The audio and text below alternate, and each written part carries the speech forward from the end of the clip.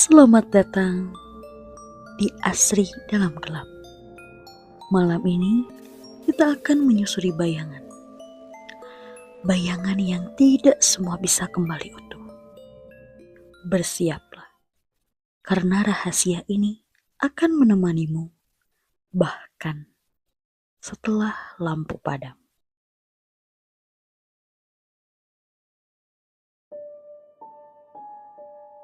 Jika kekayaan datang terlalu cepat, biasanya ada nyawa yang dibayar terlalu mahal.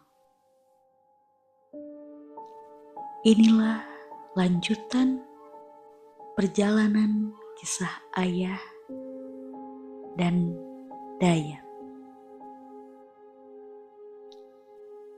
Beberapa pekan setelah perjanjian itu terjadi, Ayah mulai menyadari sesuatu yang janggal. Ia dan Dayat sudah tidak lagi sering bertemu saat bekerja. Bukan karena sibuk, melainkan karena Dayat kerap tidak masuk kerja tanpa alasan yang jelas. Suatu siang, saat jam istirahat kerja, Ayah bertemu dengan keponakan Dayat. Kesempatan itu ia gunakan untuk bertanya. Ari si Amang kamana? Satara ninggal jang? Pamanmu kemana? Sudah lama tidak kelihatan. Keponakan Dayat menjawab dengan datar. Si Amang teh, keur ngurusi Eneng. Panasna terlungsur-lungsur. Tos lami deui.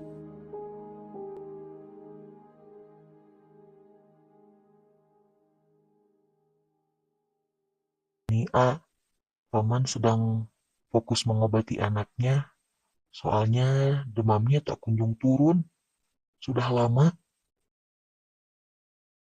Mendengar itu, Ayah tersentak. Dadanya terasa sesak. Pikiran buruk mulai bermunculan. Apakah Dayat benar-benar melakukan perjanjian itu? Perjanjian terlarang. Perjanjian dengan iblis. Dan jika benar, apakah seorang ayah bisa setega itu mengorbankan darah dagingnya sendiri dengan dalih tidak ada lagi jalan keluar?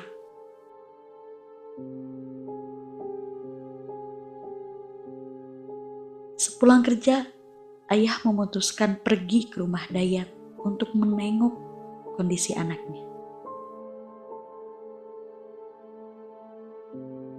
Setelah sholat Isya, Ayah tiba di rumah Dayat. Rumah itu sunyi, tak ada suara tawa, tak ada hiruk pikuk. Bagaimana mungkin ada keceriaan, sementara buah hati mereka sedang sakit? Atau mungkin bukan sekedar sakit. Seorang anak perempuan kecil berbaring lemah di atas kasur. Usianya baru sebatas bisa berjalan. Namun kini hanya bisa berbaring tak berdaya. Di sampingnya, istri Dayat duduk menemani. Terlalu tenang untuk seorang ibu yang anaknya sedang berada di ambang batas.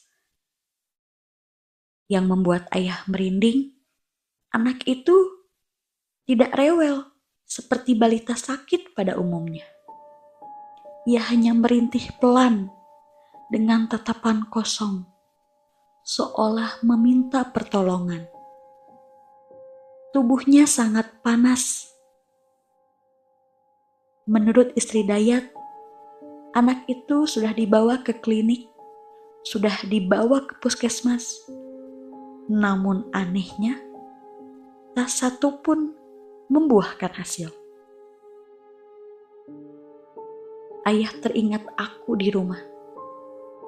Saat itu, aku dan anak Dayat hampir sebaya.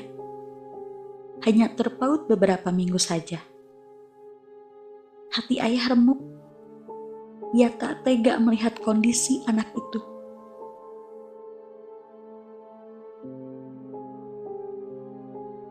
Di teras rumah, ayah akhirnya berbincang dengan Dayat. Wah khawatir maneh maka anak. Hate maneh tinu naon ya. Kamu tidak berbelas kasihan pada anakmu.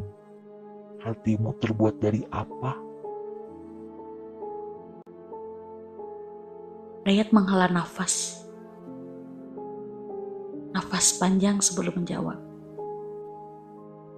Teu aya jalan deui Ron. Maju salah, mundur oge salah. Ngan aya hiji hal anu nyin rada urang tenang.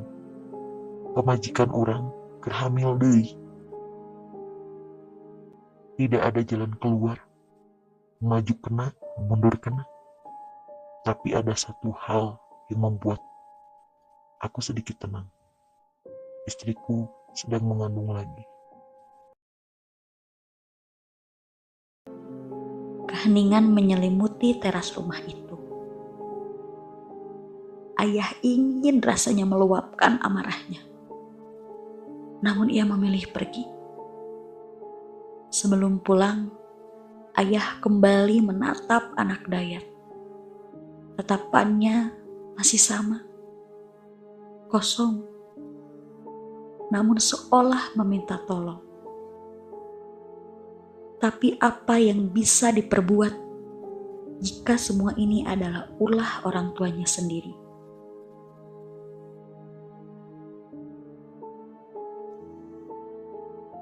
Sekitar sepekan setelah kejadian itu, di pabrik tempat ayah bekerja ditetapkan peraturan dari pemerintah. Sekitar tahun 2000-an, banyak karyawan yang diberhentikan, kontraknya tidak diperpanjang. Namun di tengah musibah itu, keberuntungan justru berpihak pada Dayat. Ia naik jabatan dari karyawan menjadi staf, menjadi orang kepercayaan bos. Hidupnya berubah drastis. Kendaraan baru, cicilan lunas, segala kebutuhan terpenuhi. Dayat menjadi sosok yang disegani. Jika ada karyawan yang terdesak uang, nama Dayat selalu disebut sebagai tempat untuk meminjam. Namun di balik karir yang tampak cemerlang itu, datang kabar duka. Anak Dayat telah meninggal dunia. Penyebabnya kejang akibat panas tinggi yang berkepanjangan. Kabar itu ayah dengar dari keponakan Dayat. Sejak saat itu, Dayat mulai menjaga jarak dengan ayah. Apalagi kini ia seorang staf, orang kepercayaan bos, sosok yang disegani. Hubungan mereka tak pernah lagi sama.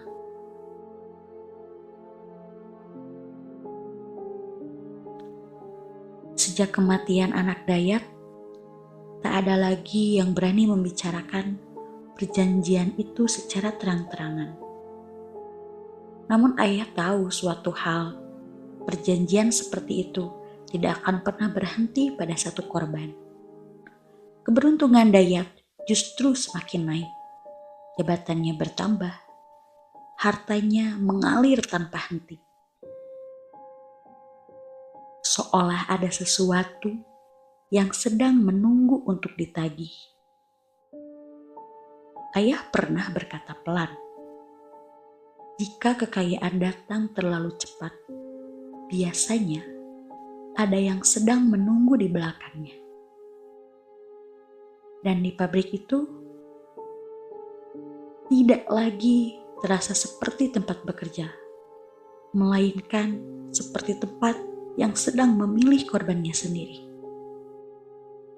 Apakah kematian anak Dayat benar-benar akhir dari segalanya?